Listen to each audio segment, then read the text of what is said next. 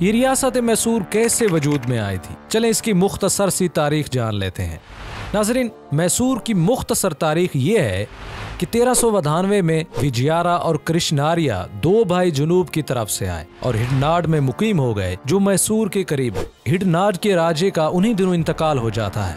راجا کی ایک خوبصورت بیٹی تھی جس سے اس وقت کے بڑے بڑے لوگ اس سے شادی کرنا چاہتے تھے۔ ان سب میں ایک کاروگ ہلی کا راجا دیواجی جنون کی حد تک اس لڑکی کو چاہتا تھا، پر ہندوؤں کی نیچ ذات ہونے کی وجہ سے اظہار نہ کر پایا تھا۔ پھر جیسے ہی اس کے باپ کا انتقال ہوا، اس کی ہمت بڑھی، اس نے رشتے کا پیغام بھیجا جو لڑکی کو پسند نہ آیا، اور اس نے یہ کہہ کر انکار کر دیا کہ ایک نیچ ذات کی ہمت کیسے ہوئی کہ وہ مجھ سے شادی کی درخواست کرے۔ اور اس لڑکی کا یہ رویہ اس کاروگ ہلی کے راجا کو پسند نہ آیا اور اس نے جنگ کا اعلان کر دیا۔ اور وہ جو دو بھائی آئے ہوئے تھے نئے، وجیارا اور کرشناریا، انہوں نے مل کر جنگ کے دوران چوری سے کاروگ ہلی کے راجا دیواجی کا قتل کر دیا اور تمام فوج بوکلاٹ میں پسپا ہو گئی۔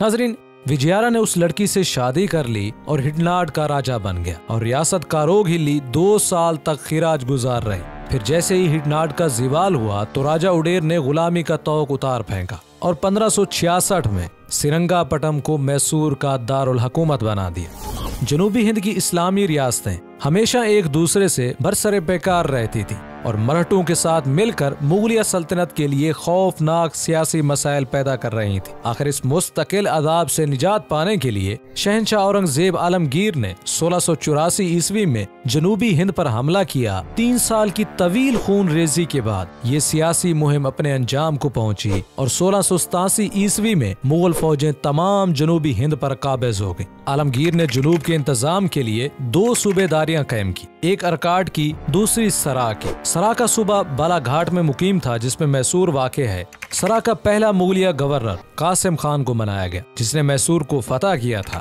اس کے بعد ذوالفقار خان گورنر مقرر ہوا۔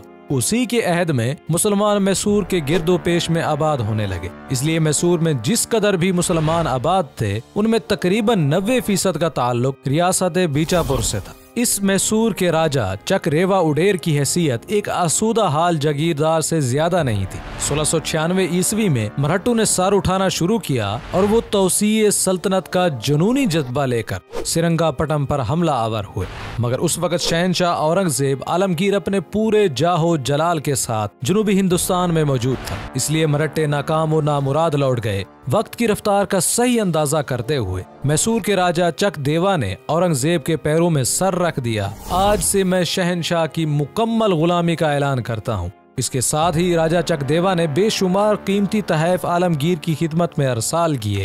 جواب میں شہنشاہ اورنگزیب نے راجا چک دیوا کو خطاب بخشا اور راجا کے بیٹھنے کے لیے ایک تخت بھی عطا کیا، مگر جیسے ہی 1707 میں عالمگیر کا انتقال ہوا تو ایک طرف سرا کا حاکم نواب بن بیٹھا اور دوسری طرف میسور کے راجا خود مختار ہو گئے، اور اسی آزاد ریاست میسور میں شیخ حیدر نے راجا میسور سے اپنے سب سے چھوٹے چچا شیخ فتح محمد کی سفارش کی تھی۔ نتیجتاً کرشنا اڈیر نے شیخ فتح محمد جو ٹیپو سلطان کے دادا تھے ان کو اپنی فوج میں ملازم رکھ لیا۔